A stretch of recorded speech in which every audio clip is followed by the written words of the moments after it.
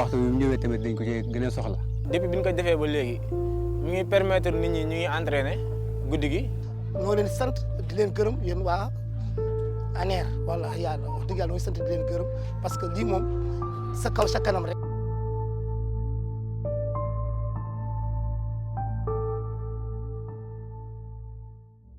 L'ANER a pour mission de promouvoir l'utilisation des énergies renouvelables, y compris la bioénergie, dans tous les secteurs d'activité.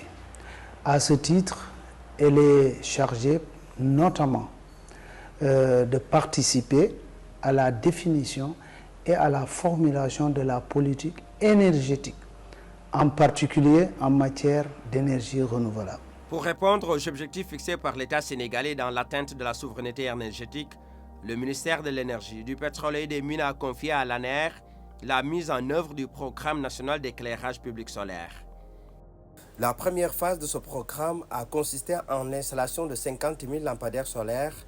Li ñuy di veillé ñun tey yi veillé daf ñuy gën may fit ñuy veillé ba yeewu suba parce que lamp yi mooy ñuy may fit lamp yi mooy ñuy may fit di veillé ba suba parce que su kon bi dañuy veillé dégg nekkoon marché su kon bi dañuy ñàkk kon nag sant yàlla. lamp yi moom am nañ fi njariñ ndax bu lamp yi tàkkee moom yenn gars yi duñ la ñeme ndax moom lëndëm la ñu bëgg.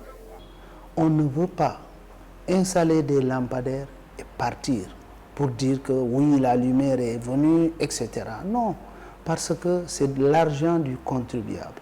On a mis des milliards dans ces lampadaires et je pense que c'est fondamental que l'État aussi, en tant que garant des finances publiques, se charge de la durabilité de ces infrastructures, même si, évidemment, on sait que là, c'est une compétence qui a été octroyée. Et la deuxième, en cours d'exécution, permettra à terme d'en installer 103 000 à travers tout le territoire national. Grâce à ce programme, l'État du Sénégal entend non seulement réduire les factures d'électricité des collectivités locales, mais aussi renforcer la sécurité et promouvoir les activités économiques nocturnes. Ce programme contribue également à la diversification énergétique tout en limitant les émissions de gaz à effet de serre et en réduisant l'importation de combustibles fossiles.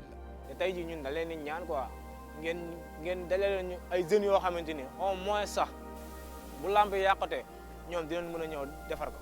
ndax am réew nii kese la boo fa nekkee da nga amal waa réew mi njëriñ surtout population bi ñooy lépp soo leen amalee njëriñ rek lépp loo xamante ni maanaam ñu ngi koy bëgg nga taxaw leen ci rek tamit dañ leen di ñaan yàlla ñu taxaw leen yéen tamit bu baax a baax a baax a baax kontaan nañ ci bu baax waa ANER rek kontaan nañ ci yéen bu baax a baax a baax a baax a baax.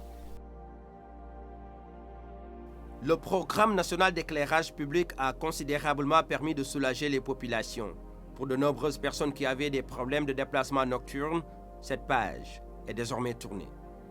Les lampadaires solaires installés par l'ANER ne se limitent pas seulement à éclairer les rues. Ils jouent également un rôle crucial dans la vie quotidienne des habitants, notamment dans l'éducation des enfants dans les zones rurales. Et l'adjoint au maire de Niassia est bien placé pour partager avec nous l'impact de ces installations sur l'apprentissage et le bien-être des jeunes écoliers de sa commune. Nous savons combien de fois ça nous apporte bonheur. En interrogeant un peu l'histoire, à l'époque, la commune de Niassia, c'était un gros village. Mais actuellement, je crois que nous faisons des pas vers la ville, du moment où tous les passants, la nuit ou de jour, comprennent que Niassia est déjà lumineux.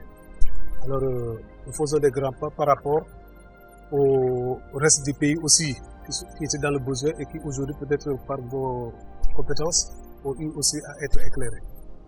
Mais ça porte un impact très positif chez nous.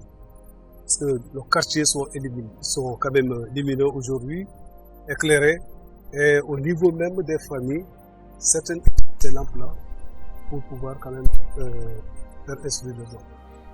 L'installation de 153 000 lampadaires solaires prévus dans les 2 premières phases du programme permettront de toucher la totalité des collectivités territoriales du Sénégal. Cette 3e phase sera donc destinée à satisfaire les demandes croissantes des collectivités territoriales. Cet élargissement permettra d'améliorer la sécurité et de dynamiser les activités nocturnes. L'objectif est de générer davantage de revenus au profit des bénéficiaires.